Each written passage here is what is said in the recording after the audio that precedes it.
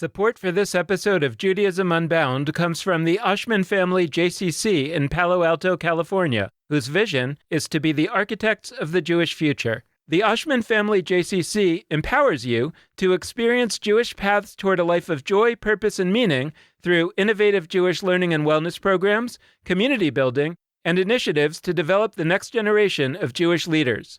Learn more at www.paloaltojcc.org. This is Judaism Unbound, episode 306, Circumcision, Ignorance, and Bris. Welcome back, everyone. I'm Dan Liebenson. And I'm Lex Rofberg. And today, this episode is coming out on Christmas Eve, so we want to wish a Merry Christmas to all of our Jewish and non-Jewish listeners who celebrate Christmas. And I especially wanted to note that if you look in your Christmas stocking or under the tree and you don't find any Judaism Unbound merch, you can correct that situation yourself by just going on the Judaism Unbound store and buying some merch for yourself. That's at www.judaismunbound.com/store. And I will tell you that we don't make much money from that merch. It's basically more or less selling it at cost. So if you really want to help us out, and we're getting close to the end of the tax year, you can make a donation to Judaism Unbound, and we really appreciate that. And honestly, we really need it. And so if you go to www.judaismunbound.com/donate, you can make a donation to Judaism Unbound, an end-of-year donation. We often suggest $1 for every hour you've spent with us over the last year. But you can also support us by a small monthly contribution. $4 or $5 goes a long way. And if you're really looking for end of tax year donations that are significant for you, of course, any gift at any amount is helpful. But if you're in a position to give larger amounts, we really do think that we're doing worthy and important work. And we very much appreciate any larger donations that you're able to send our way. So today is our kind of wrap-up conversation on the set of episodes we've been doing on circumcision. And so, Lex, I have found this series one of the most thought-provoking for me, and one of the ones that has pushed me to do my own research almost more than any of the other series that we've done. And also, we've already heard from people who have listened to those episodes, and we're starting to hear stories in a way that we don't often hear so many stories in response to episodes that we do, and are discovering that this really is hitting people very personally, that they have had experiences where they have been essentially pushed away from Jewish organizations because of having made a decision not to circumcise their children. And before we go on, I just want to say about the title for this episode. We thought it was an interesting and provocative title, so we went with it. We're not trying to assert that anyone in particular is being ignorant here. We're not trying to say that you're ignorant if you do circumcision. We're not trying to say you're ignorant if you don't do circumcision. We're trying to suggest that there is a lot of opinion in both directions about circumcision, and most folks who have opinions haven't actually done a lot of the research, don't really know a ton about the reasons why we do it and the reasons why we might not do it. And so when we talk about ignorance, it may be that the real ignorance that we end up talking about is the ignorance of folks who are excluding people from the Jewish community or making it hard for them to be part of the Jewish community, when that doesn't really need to be that way in terms of what we actually know about what the traditional Jewish law approaches, et cetera, et cetera, et cetera. So it's really one of these topics that I'm feeling like, okay, this is a topic that's important in its own right, and it pushes me to want to think about the many other topics that we have talked about and some that we haven't, which might be having similar impacts on people, such as, for example, intermarriage and things like that. So I'm wondering where you're sitting at this stage with that.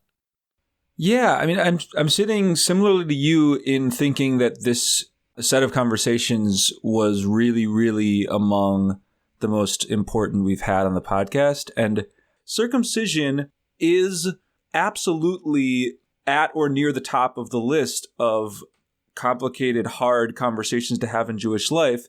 But it actually, I don't know if it's that it's less prominent on that list than things like Israel or intermarriage, or it's equally prominent, but we're more uncomfortable about how it connects to our bodies. It connects to like something, I don't know, primal or ancient, but for whatever set of reasons, even we did not really think to make it a subject of our conversations for a really long time. And so we've mentioned that a couple of times, but I really want to acknowledge it and call on other people to just sort of inquire of yourself.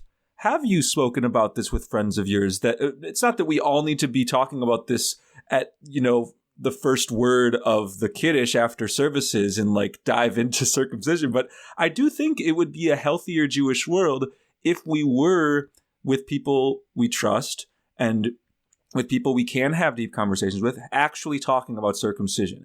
I do understand why for certain folks at certain life stages, which by the way is not only becoming a parent, but also maybe becoming a grandparent, there are moments where it makes sense that on a personal level, one would start to think about this. But I actually think one of the problems we have in Jewish life is that we only sort of think about whatever thing is facing us directly, and we're not zooming out and thinking about the grand picture. And so I hope those of us like me who don't have any kids, although maybe at some point that will change, I really do believe in the Jewish collective, right? And that means that things that don't affect us as individuals, we should be trying to think about deeply. So in terms of what I've been thinking about deeply, in particular with these last few conversations, it's actually not, is circumcision good or bad? If I do have an assigned male at birth child, what would I do? I mean, I'm thinking about those a little bit. I'm not going to lie.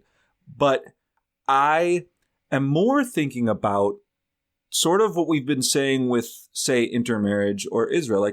The question isn't should one intermarry or not intermarry.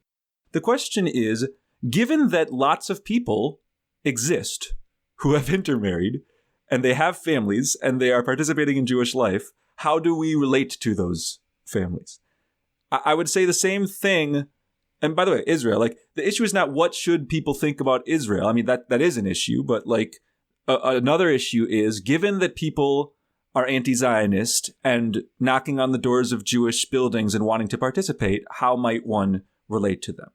Depending on who you are and what you think. Right. With this, given that people are making the decision not to circumcise their assigned male at birth children, what would Jewish organizations do with respect to those people? Would they stigmatize those people? Would they discourage that choice? Would they try to push them at a later stage in life to do a circumcision? Would they, or would they actually say, that's cool, that's fine. We're a space that will welcome you alongside others who have made different decisions. And I'd kind of like to dwell in that set of conversations a great deal, because I think even for people who actually would defend circumcision as a practice, there are some indefensible things happening towards families that have made a different decision.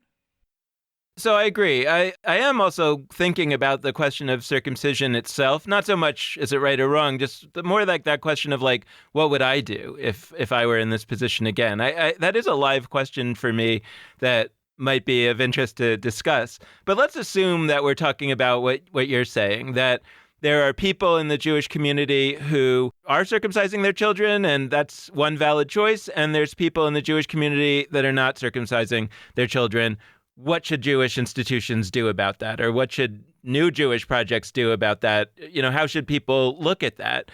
And I guess I'm thinking about this on a few levels. One is that what is the Jewish sort of official, and I put that in quotations, but what is the official Jewish position on circumcision that we've inherited, right? And it's pretty clear, I think, that the official position is A, you should do it, but B, if you don't do it, you're still a Jew. You're not allowed to do anything other than eat the Passover sacrifice. And I was very interested in that on two levels. One was that okay, so we have in the legal literature one thing that you're not allowed to do if you are uncircumcised. And also what Shia Cohen brought out about that idea that it's not a precedent. It's not necessarily a precedent. Just because an uncircumcised Jew is not allowed to eat the Passover sacrifice, which, by the way, we haven't been doing for 2,000 years. So just to be clear for people that are not tracking Passover rituals, what we do for Passover today, have a Seder and all that, none of that is the Passover sacrifice. The Passover sacrifice was a very particular thing that you did in the temple in Jerusalem, et cetera, et cetera. So there was one thing that uncircumcised people couldn't do, but that has never been used, or I shouldn't say never, but that is not generally used in the law as a precedent for other things that people can't do. Interesting thing number two is like Shia Cohen's hypothesizing that it's really much more a kind of mystical idea that circumcision was a way to ward off, the angel of death, the destroyer. So, okay, like I guess I would say to people, if you have serious concerns about the angel of death coming around, then you can think about it in those terms. And again, we've talked about this, and we talked about this a few episodes. People often say, I'm not bar mitzvahed, so therefore I'm not fully Jewish. And that is completely wrong from a Jewish law standpoint. We could talk about folk Judaism, and we will, but from a, official line situation, it's not true that if you didn't have a bar mitzvah or a b mitzvah or a bat mitzvah or anything, it's not true that there's anything that happens to you. Nothing, zero. So this idea that has come into the folk notion that somehow having a bar mitzvah matters to whether you're officially Jewish. Similar with circumcision. So many people have this notion that somehow I am not really fully Jewish if I'm not circumcised, and that just doesn't seem to have any bearing in the law. Now, the question then comes in, what about the folk beliefs? And that was the other thing that for me was really eye-opening from our conversation with Shia Cohen, that it seems like this idea that your Judaism is somehow in question if you're not circumcised comes from the Zohar, the mystical tradition. And that was, when it was written, a very small minority piece of work. It has over time become more accepted by various streams of Judaism like Hasidism, etc. But it still doesn't represent the sort of most down the middle authoritative Jewish tradition. But what really seems to be is that it kind of represents that over time, Jews started to give more and more significance to this practice. And I don't actually discount that, right? Because we've lauded many folk traditions on this podcast, like Tashlich and Kol Nidre and various things that the folk have wanted to do that maybe the rabbis didn't want.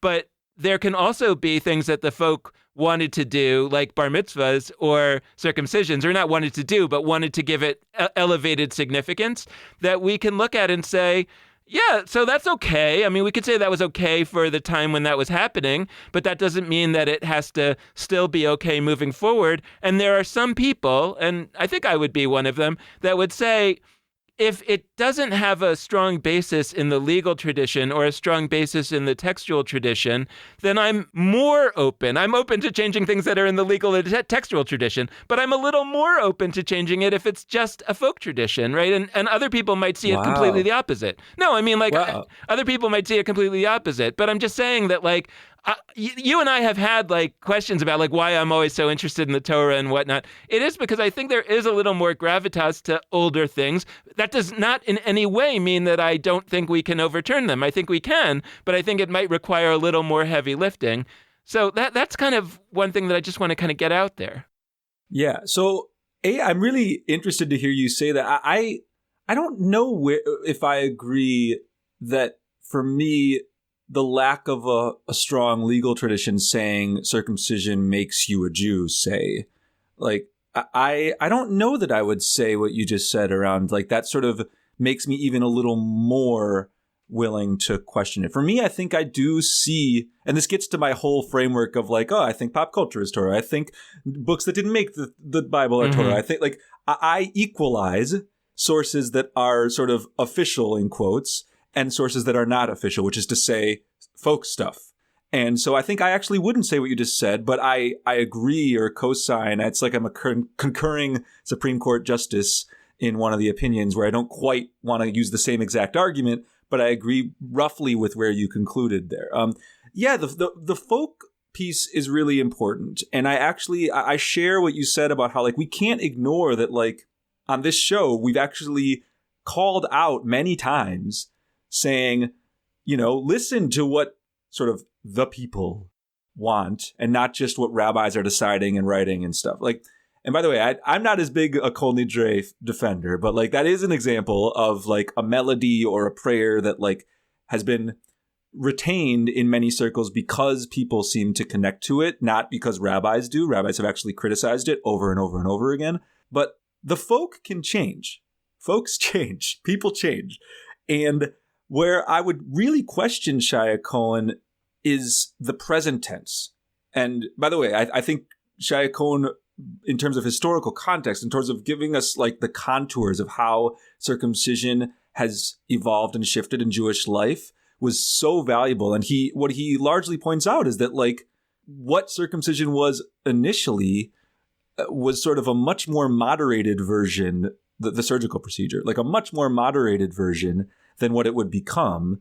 And I think that matters in terms of how we talk about, oh, this has been around for millennia. Like, where I challenge him is, like, I believe that the folk today are not where they were even a couple decades ago. And I can't prove that. I haven't done any sociological studies. I don't know. I'd actually love for there to be questions in surveys about circumcision and how Jews approach it today. But I think that how your typical American person, I am speaking mostly about an American context. I don't really know globally, but my sense, and Rebecca and Eliyahu and Lisa seem to agree with this, is that the idea that circumcision is just sort of what most assigned male children, like a procedure that most of them do, that was the case for the latter half of the 20th century.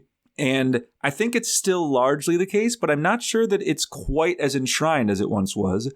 And I think that as that shifts generally beyond just Jews, it will have a huge impact on what Jews believe or do with respect to this issue. So like, I believe we should really be watching that closely, but I also don't think that that should be driving things. I really appreciated the part of Rebecca. Rebecca said, like, folks who aren't Jewish do kind of look to Jews to lead on this issue, which is a nice thing, right? Like there's a recognition that Jews have a relationship to circumcision historically.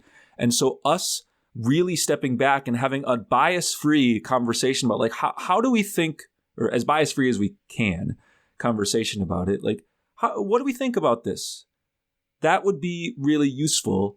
And I think that we're not quite doing it because we're allowing ourselves to be pulled by all of our social connections, the patchwork that Max described, of people, including ourselves, who have either had this ritual done to them or chosen to do it to their children.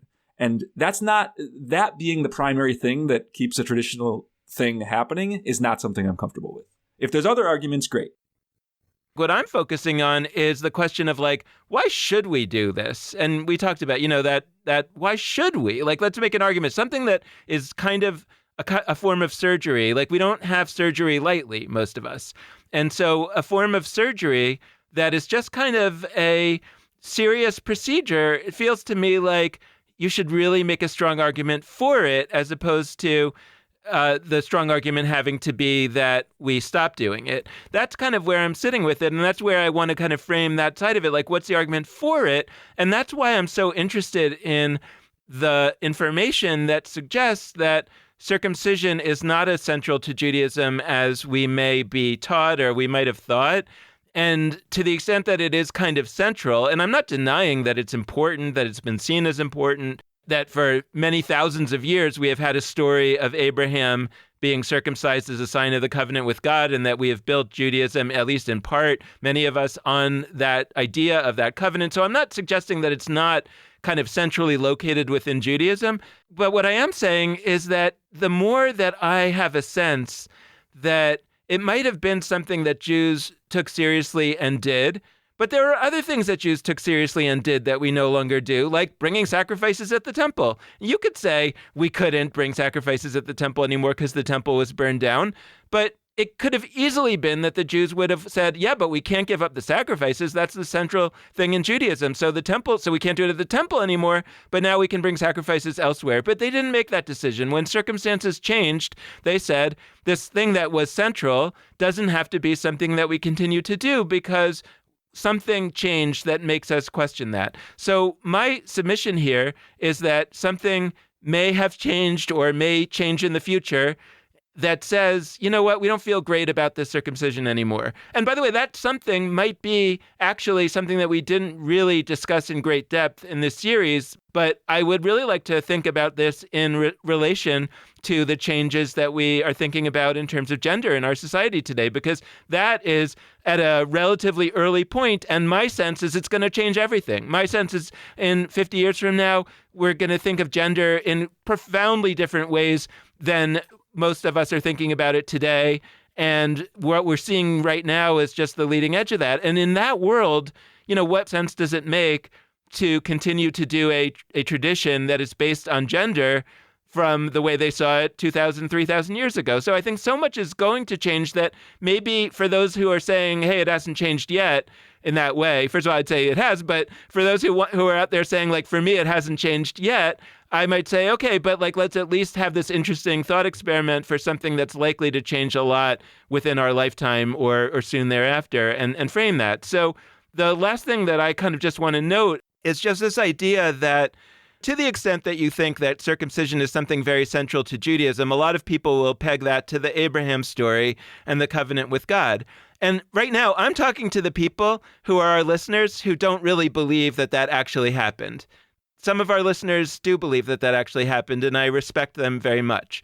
But to the extent that many of us who are listening to this podcast, and in my case, at least talking in this podcast, don't actually believe that a personal God and a guy named Abraham had a conversation and made a deal, and Abraham undertook on behalf of everybody in perpetuity that we would circumcise ourselves in order to be a sign of that deal, that I don't actually believe that that happened in real life. That's a story, that's a myth, that's a metaphor that we use. And I love talking with Shia Cohen about the idea of the metaphor of the circumcising your heart. You know, that there's an idea that even in the Bible itself, even in the Torah itself, circumcision is seen as both a practical thing to do and a metaphor. So I don't actually think it's such a big jump to say that we can look at that story and see that as symbolic, as metaphorical, as significant, but not necessarily having to mean that we should actually undergo the surgical procedure. Certainly not the extreme extra way that the Maccabees or the, you know, whoever was around then and then the rabbis made it, which was not the circumcision of Abraham practically. You know, it just seems like it's much more open than that is all I'm saying. And once it's more open than that, then I feel like we should be allowed to think about it, talk about it, and come to different decisions without being penalized by the institutions of an infrastructure of Judaism that actually is not thinking about it that deeply. I have one quick thought that isn't fully formed yet, but I'm just going to like put it out there for others to maybe think about. I'm realizing like there is actually a Jewish ritual that involves cutting that is not a surgical procedure that many, although not as many as circumcision, like that many families and people do, which is in more traditionalist homes, the first haircut is a big deal. And I'm realizing like all of the issues with like the surgical procedure, or not all, I guess, but most of the issues of a surgical procedure, maybe all go away when it's not a permanent procedure. Maybe that takes away the power of that ritual. But I'm asking without an answer yet, like, what if that ritual actually became a more central thing and the cutting that is involved with cutting hair were actually treated as a kind of circumcision of the hair, like a different, like there's already circumcision of the heart, circumcision of the penis. Like, is there something there where we could build meaning in that sense, which is still like, it's the first haircut, it's still a young child, but it would be different. Anyway, that's a quick thought. The other thing I wanted to respond to, is what you said about, like, some people actually believe Abraham and God came to this deal, and other people don't think that happened.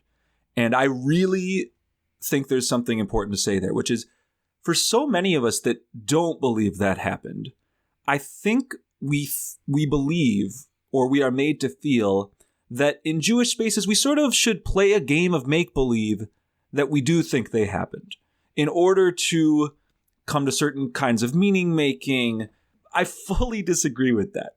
There are moments where I would contradict myself, by the way. Like, I do think there is value in the Passover Seder, where we do kind of play a game of make-believe, in my view, where we say we were slaves in Egypt. I actually don't think that my ancestors were slaves in Egypt, and I don't think that story happened in the way it is described.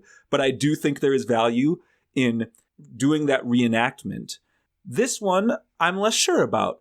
And what I would really bring up more broadly is, are we, who don't think that the Bible is necessarily a historical account, are we going to continue to see ourselves as like guests on the turf of Judaism that does think those things happened? And sure, lots of Jews happen to not think they happened, but like when they're in a synagogue or a Sunday school or a JCC, or maybe not a JCC, but like other kinds of bodies that are Jewish representers in some way or another, like we're sort of going to enter onto their terms. Or are we going to say, if enough Jews think a thing and are feeling a strong connection to Judaism, that becomes a true, authentic Jewish thing. So there is actually authenticity and meaning and community and etc. to create out of those who relate to that Abraham story in a deep way. I do actually hold that story and all of the Torah, even the parts I think are really bad, I do hold it as my story. I do relate to it in a way that I don't relate to many other kinds of stories. And I reflect on it, on a yearly calendar every year. Can we actually say, we now have the legs to stand on where we can craft meaning from the standpoint of Judaisms that believe roughly in biblical criticism, that those are actually Judaisms. They're not a set of people who have rejected Judaism. And I would basically call on us not to play that game of make-believe. And with respect to this ritual, what that means is not that we automatically jump and say, there's no longer any rationale for circumcision because the only rationale is that Abraham did it, and I don't think that story happened. Like that would be way oversimplified. Right. But at the very least, we enter into that conversation from a place of, given my terms, given our terms, that the Bible is not a historical account and that we wouldn't do anything based on the fact that the Bible says it happened, because we don't necessarily believe it's a historical account, what are the arguments where we would still do it? I struggle to come up with arguments in the positive for why we would do this particular surgical procedure on 8-day-old children. I say struggle. I don't say that I am entirely convinced there are none.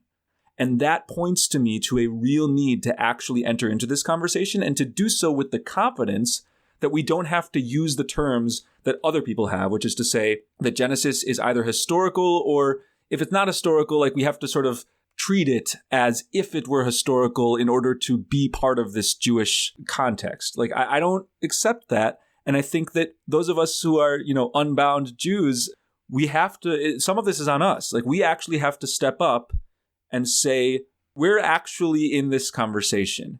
It's not just that we sort of observe as Jews who do think Abraham and God came to an agreement, make decisions, and we either follow those decisions or not. We are in the game. I keep using that term. I don't have a better one to use. We are players, to use B'nai Lappi's language.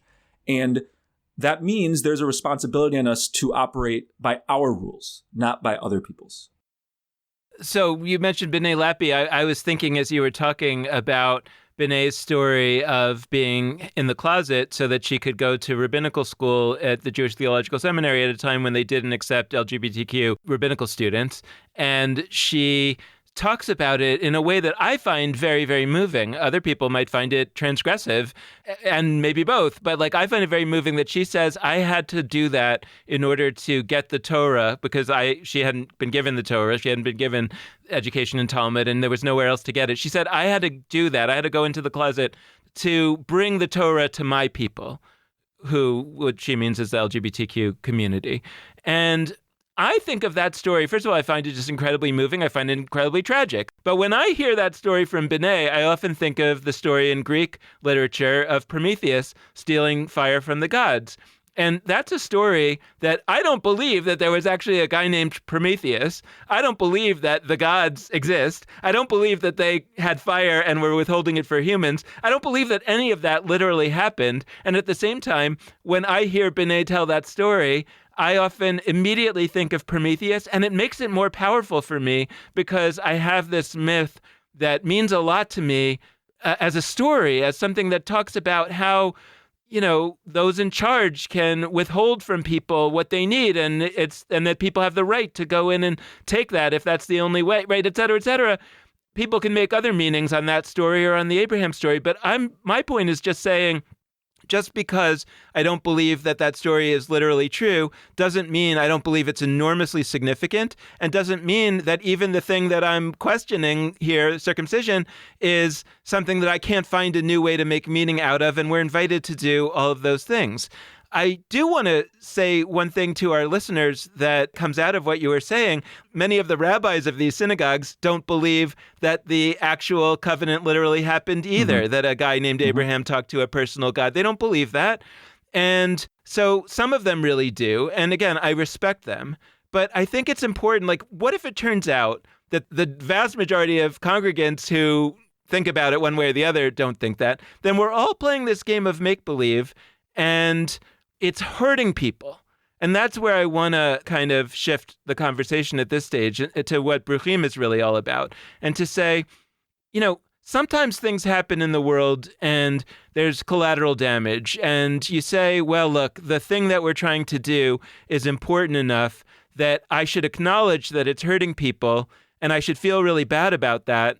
But it's still the right thing to do because for some reason, it's the right thing to do. And here, I'm not talking about circumcision itself. Now, what I'm talking about is the making people who don't circumcise feel bad or feel not part of the community. Let's say for the rest of this part of the conversation that we take as a given that circumcision is okay to do, that you can make good arguments for it, et cetera, et cetera. But you can also make good arguments not to do it.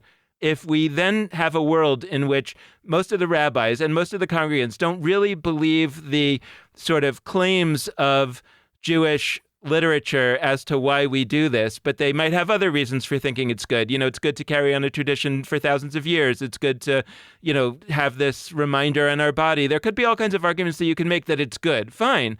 But that's saying it's good is different from saying that the other is bad. And once we're in that situation, then to say to someone, I am going to make the personal decision because it's not supported by Jewish law. It's only supported by a certain perspective on Jewish folk behavior.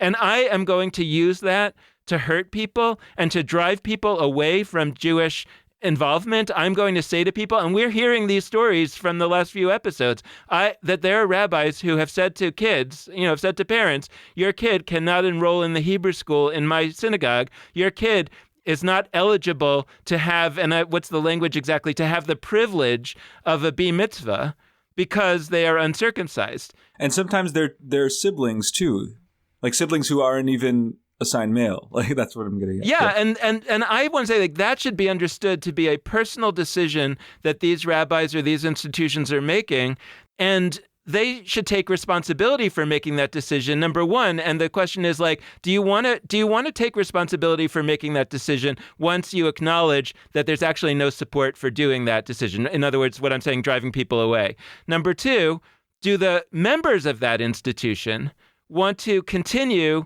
to be part of and to affirm these policies by the institution once they realize that it's only a personal decision being made by the leadership of those institutions that is not demanded by Jewish law or history? And do they want to be part of that? Or should members of institutions all be asking their leadership, what is our policy here, whether it applies to them directly or not? But if they hear that our policy is not to allow people who are uncircumcised to have these, to be part of our community, to go to Hebrew school, to have bar mitzvahs, if they hear that from their institution, whether it affects them personally or not, I would call on them to stand up and say, we need to change our policy. This is not right. And the third thing is, and this is, I think, a lot harder, is assuming that our institution actually is open to people that are not circumcised.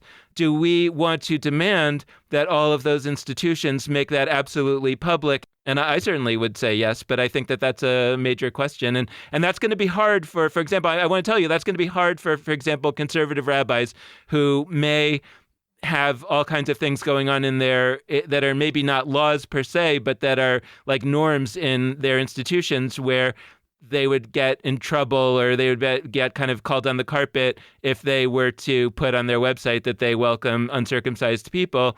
But nevertheless, it's not actually supported by Jewish law. Yeah, so I want to really carry that forward. And first off, I think there's people who make decisions about circumcision, which is pretty much exclusively adults. And then there's people who are the subjects of those decisions. And I want to say this really clearly. No child should be subject to any rules or any exclusions at all because of what their parents decided to do or not do to them. It is absolutely, I'm saying this as like clearly and with as few caveats as I can. I want to be like really, really direct.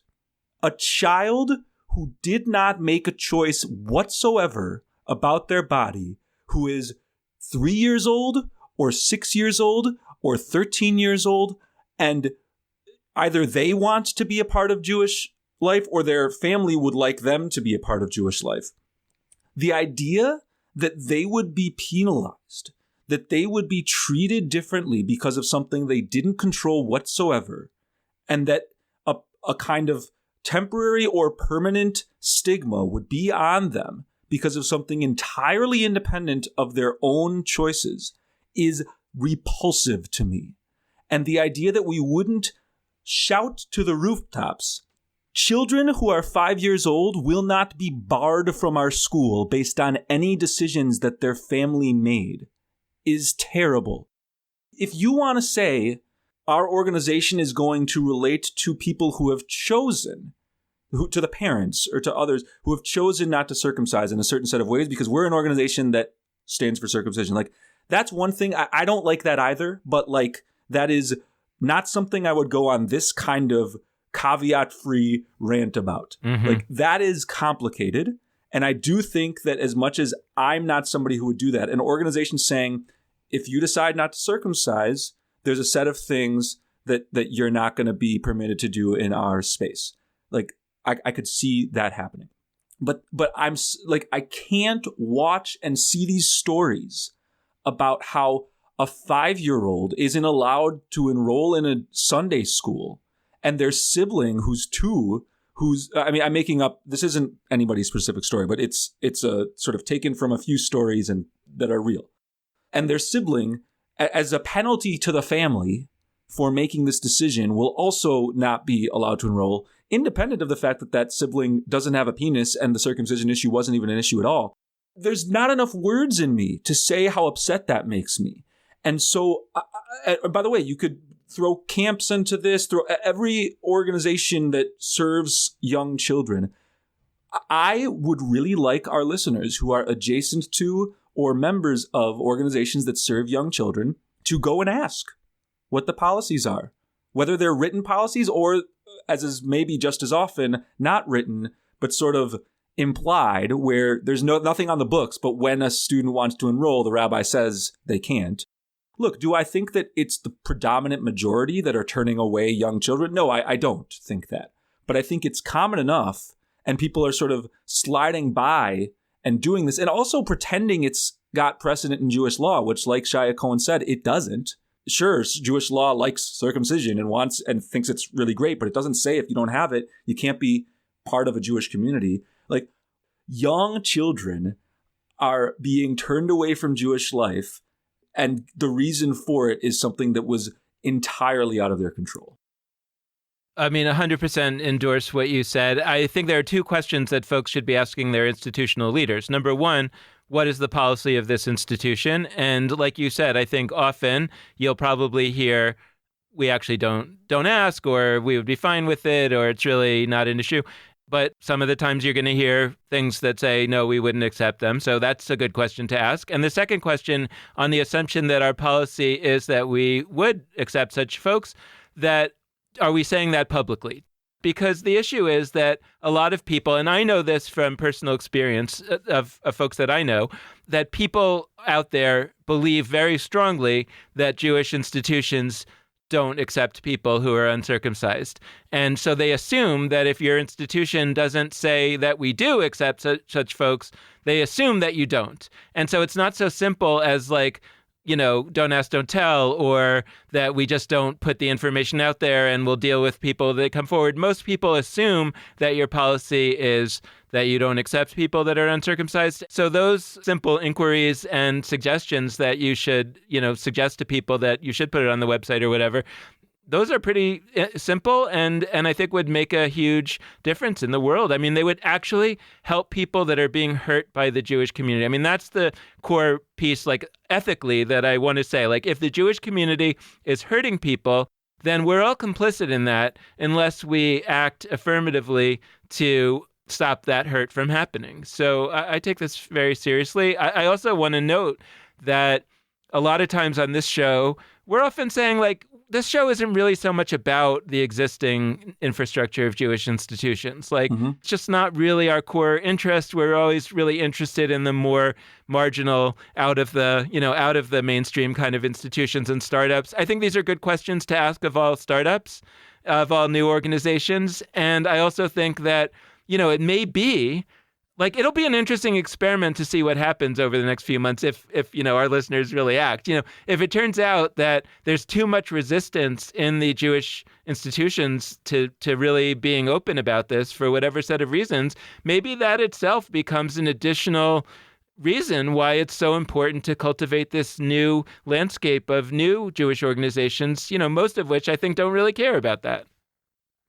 I wanted to get at two little things that came up quickly in some of our past episodes. One of them is the idea, both from history with Shia Cohen and today with Max and Charlene and even with Lisa Eliyahu and Rebecca, about sacrifice. And we've used that word today. Like, circumcision, I mean, we don't think of it as a sacrifice, like in quotes, in the term of art sense, that like there's the Hebrew word korban, and there's the different sacrifices at the temple. Like, it's never been one of those, but it is a kind of sacrifice.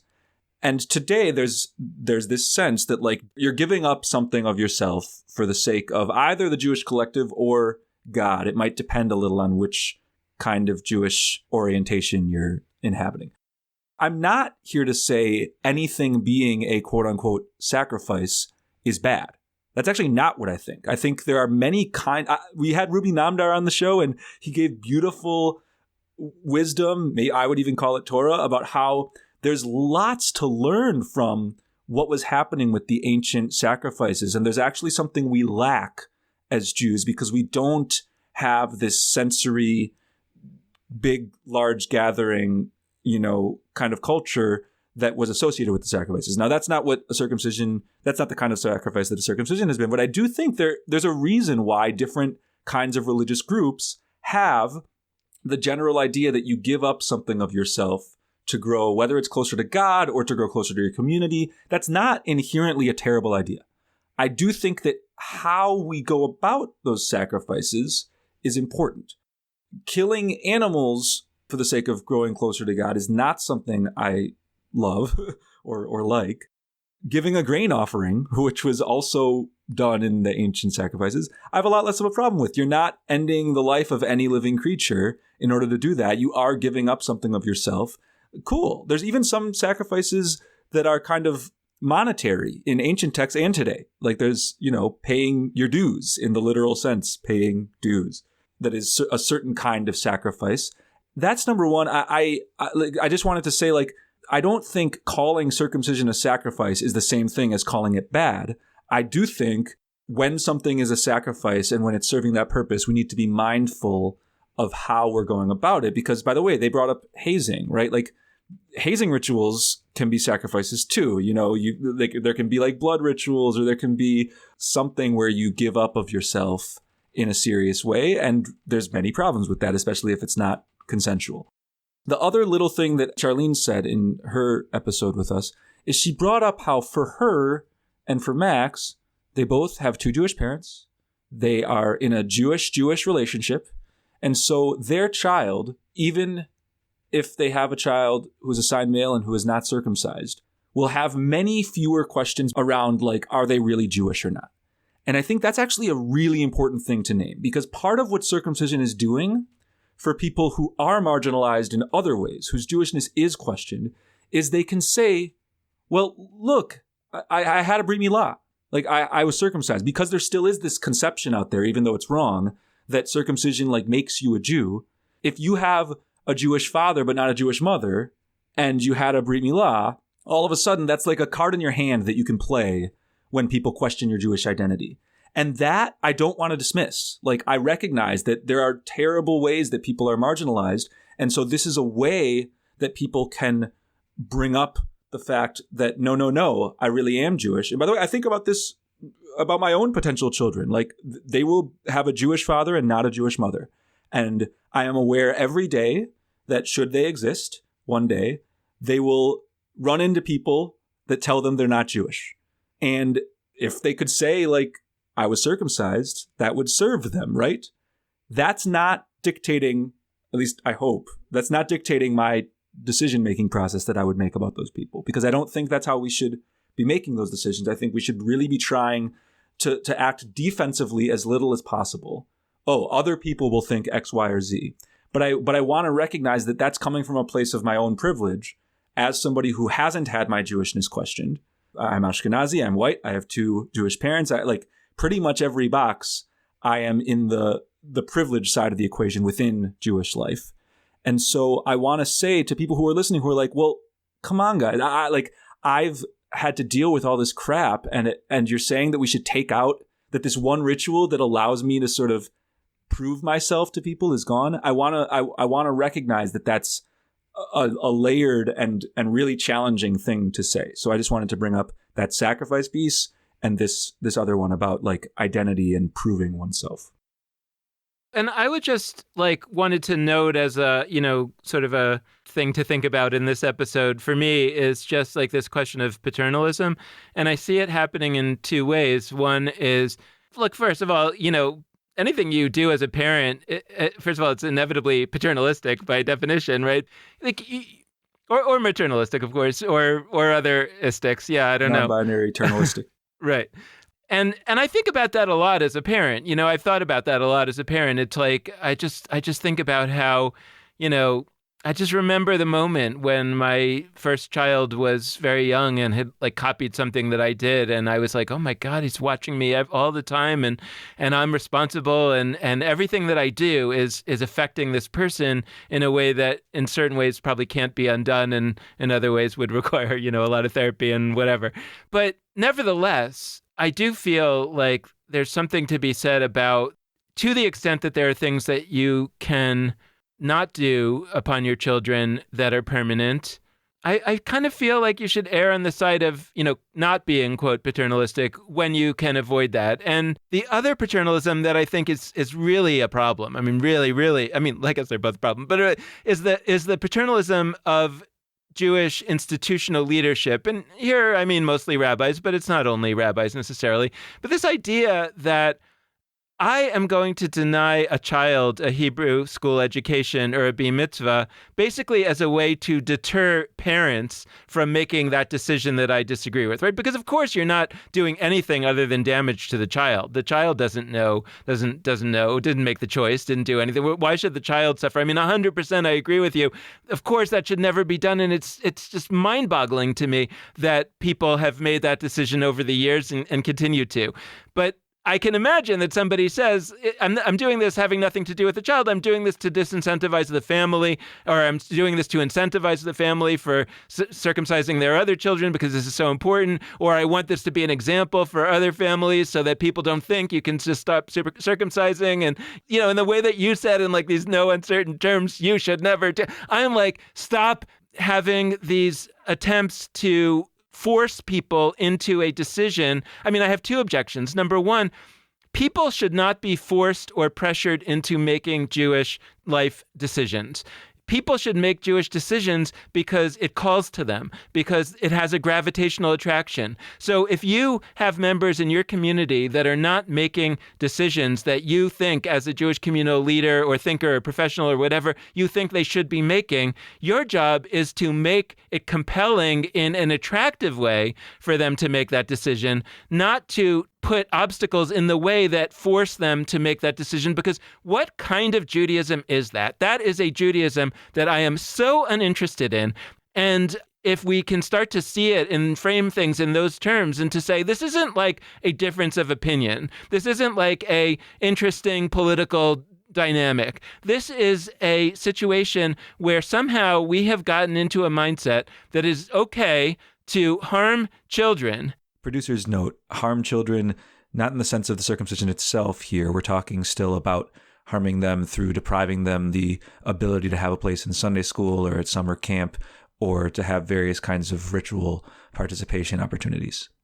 In order to accomplish an end beyond the child is disgraceful. And I don't blame people that are doing it today out of ignorance, right? The ignorance is on the people who are running Jewish organizations that haven't thought about this.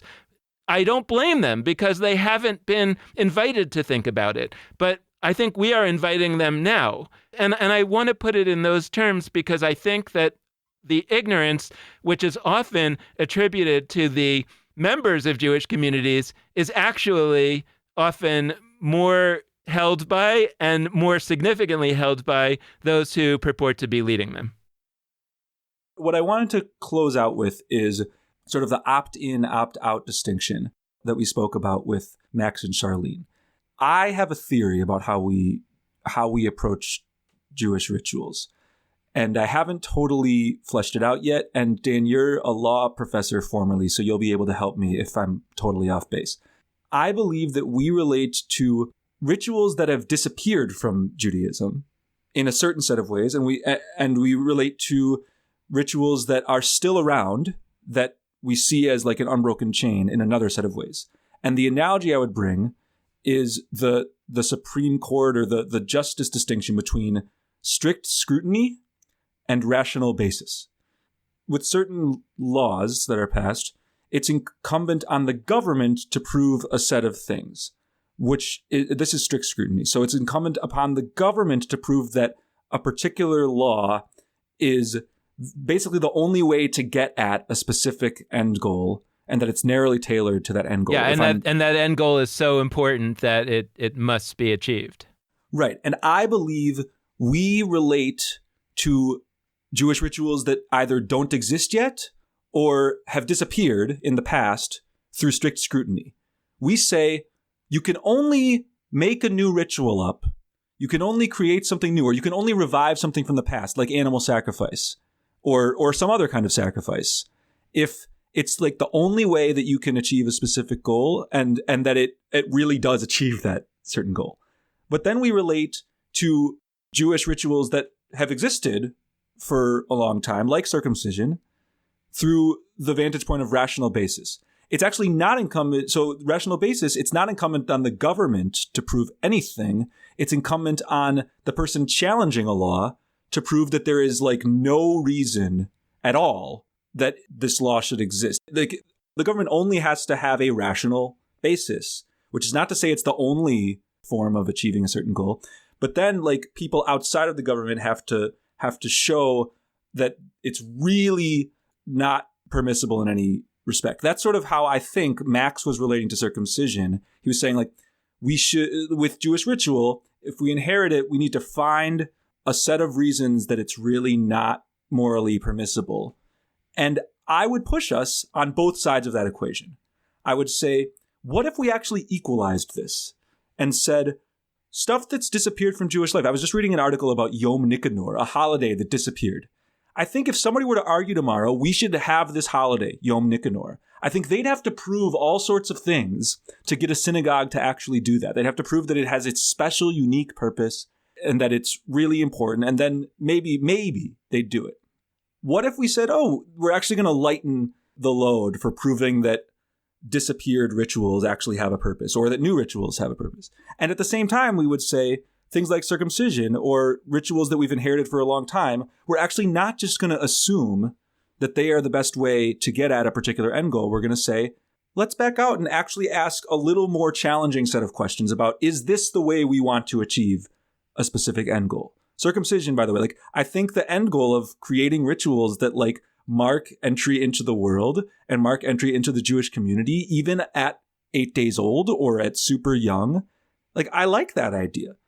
Would I say that this is the best or the only way to do that? No, I wouldn't. And I don't think most people would, even people who defend circumcision. I think they're not defending based on the terms of strict scrutiny. They're just looking for sort of a rational basis. So I wanted to close with that as a broadening kind of question that we could all sit with. And I apologize that I took a while to get there, but I really appreciate those of you who listened to these set of episodes and challenged yourselves, and especially those of you who are going to challenge your institutions and ask those questions that we encouraged you to earlier. If you have any questions for us, please be in touch. You can hit us up via Facebook or Instagram or Twitter. All of those handles are at Judaism Unbound.